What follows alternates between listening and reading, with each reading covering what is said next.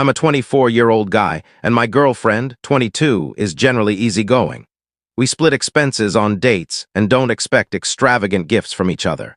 Last week I came home and noticed a gift basket on the kitchen table. When I asked my girlfriend about it, she lit up, explaining she'd treated herself to some goodies since it was payday and she'd been going through a tough patch. She'd asked a friend to arrange the items she purchased into a basket and leave it at her workplace to make it feel like a proper present. The basket contained rechargeable hand warmers, new compression gloves for her job, a puzzle book with highlighters, a water bottle, cozy socks, hot chocolate packets, a small plush toy, and her favorite candies. She mentioned spending around $40 on everything, snagging a bargain at a discount store. I didn't think much of it and let it go. Later that day, my sister, 26, stopped by to borrow an air mattress, saw the basket, and assumed I'd put it together for my girlfriend, calling it a thoughtful gesture. When I clarified that my girlfriend bought it for herself, my sister teased that I must be a terrible boyfriend if she's resorting to self-gifting. This led to a conversation about the last time I gave my girlfriend a gift, which was for her birthday earlier this year. My sister doubled down, jokingly calling me the worst boyfriend. Her words stung, and I got defensive, asking her to leave. Later, my mom, 55, called and said I was being too harsh on my sister and unfair to my girlfriend. She felt I shouldn't let this create a rift in the family. Frustrated, I told my mom to stay out of my relationship, as she doesn't understand how it works. Now, my mom and sister are giving me the cold shoulder. My girlfriend's also been distant since. After the call with my mom, I emptied the basket and told her to put the items away or return them because it was making me feel bad. Am I wrong for telling my family to stop interfering since they don't get our dynamic and are causing problems? You were just being a bit stingy until you dumped out her basket. That crossed into major mistake territory. It's breakup-worthy behavior. Disagreeing with your sister about gifts is one thing, but dumping out your girlfriend's basket. She did nothing to deserve that. You owe her an apology for that and should consider small gestures to show you care in the future. Seriously, getting upset over a basket of items she bought herself. It's her money, her choice. You had no right to react that way. Step up and be better. You're showing some serious red flags. Why don't you ever get her gifts? I'd bet you rarely show affection, compliment her, plan dates, or help with chores. At first, I thought your family was overstepping, but after your reaction, they might have a point about your behavior. Initially, I figured your family was just nosy, but your outburst over feeling guilty suggests they might be onto something. What other immature reactions have you had lately?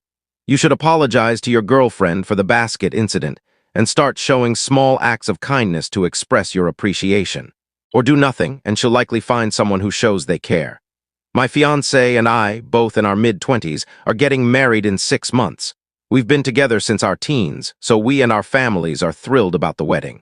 My sister, recently single, started dating Brian a few months ago. Brian seems like a great guy, and I'm happy for her. But as the wedding approaches, whenever it's mentioned around her, she shifts the focus to her hypothetical future wedding. At first, I didn't mind, thinking she was just excited and relating to me. But it's gotten annoying as she critiques every choice we make, saying things like, "At Brian and my wedding, we'll do it differently."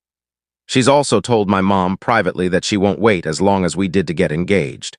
We started dating at 16 and waited until we were out of college, living together, and financially stable to plan our wedding. Fair enough.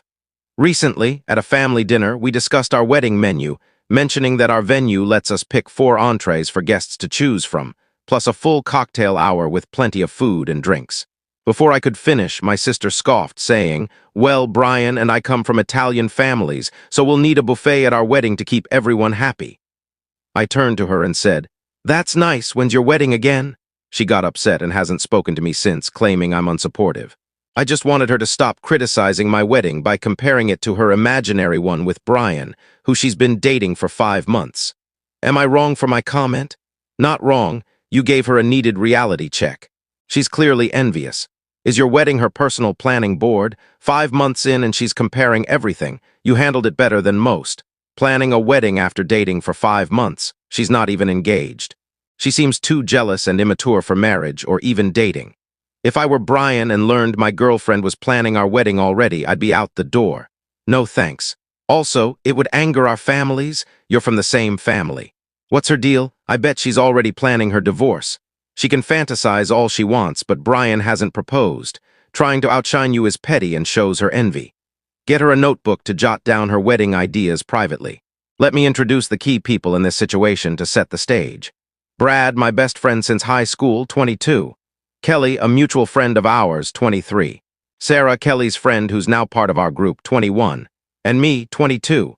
Kelly's never been the kindest person. She's obsessed with herself and assumes everyone else is too. She talks down to others, especially women, as if they're beneath her. The tough part is she doesn't have much to back up her attitude. She thinks she's a fashion icon but dresses like a suburban mom from the early 2000s. She believes she's the epitome of beauty, though most would disagree. She also thinks she's the smartest person around just because she finished high school. She assumes other women are jealous of her struggles with an eating disorder and that men she's met once are obsessed with her. Now about Sarah. She and Kelly have been friends for years, though I don't know why. They're complete opposites. Kelly's arrogant with an inflated sense of self, while Sarah's a gem. She's shy, a bit awkward, but warm and lovely once she opens up. She's also stunning. But Sarah struggles with self-confidence, constantly putting herself down, believing she's the least attractive and worst person around. Having been like that myself, I feel protective of her. Here's where I might have messed up. A few days ago, Brad, Kelly, and I were hanging out talking about dating. Brad asked why Sarah doesn't date much. Kelly smugly said, "Well, look at her, never have the same chances as someone like me." I was a bit tipsy and fed up with her attitude, so I said, "Yeah, you'd think guys would be lining up for Sarah since even you can find someone." She looked hurt, and I probably should have stopped, but when she asked, "What's that supposed to mean?" I snapped, "Are you clueless? You're not attractive." She left, and Brad laid into me. Kelly's been avoiding me, which is fair, but Brad's mad too, and he's usually right about things. Kelly likely knows Sarah outshines her, which is why she puts her down to keep Sarah from realizing it. It's probably her own insecurities. I've had a friend like that. She told me I'd look better if I lost weight, and after I did due to personal struggles, her jealousy was obvious. She'd say cruel things and try to cut me off from friends I knew longer. It was about keeping me down. Brad probably sees through Kelly's insecurities, which might be why he's upset.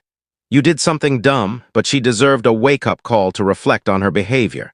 Everyone's at fault here.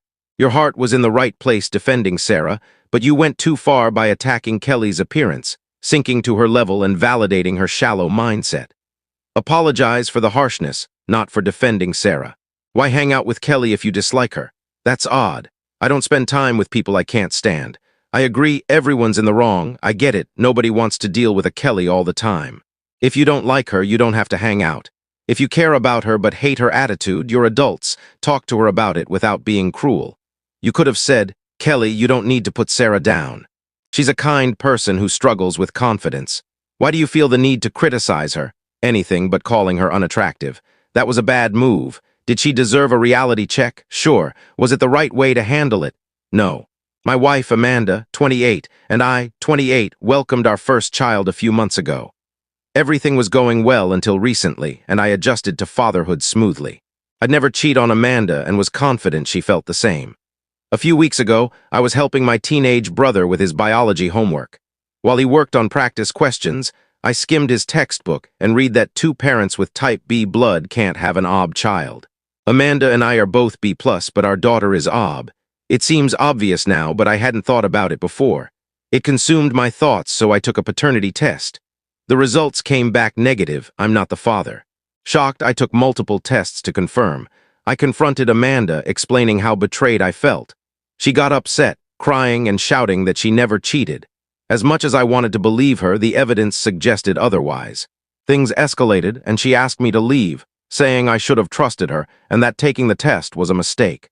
I've been staying at my brother's place for a week, only visiting the house to see my daughter. My life has unraveled quickly, and I'm starting to wonder if Amanda's right. Am I wrong for taking the test and damaging our marriage, or should I have just trusted her? You're not wrong for taking the paternity test, and I believe she likely cheated. But just in case, consider a maternity test too. What if, by some wild chance, there was a mix-up at the hospital and she's telling the truth? It's unlikely, but possible. I heard a story once where a baby was switched at the hospital, and neither parent was biologically related. In another case, someone had 2 DNA profiles in their body. Get a maternity test to be sure. Imagine the shock if Amanda's not the biological mother either. What a mess. Are you both certain of your blood types? My mom was born to two O+ parents but has B blood. My grandfather nearly lost it before learning he had B blood, not O, because his mother had cheated. It was a wild family secret.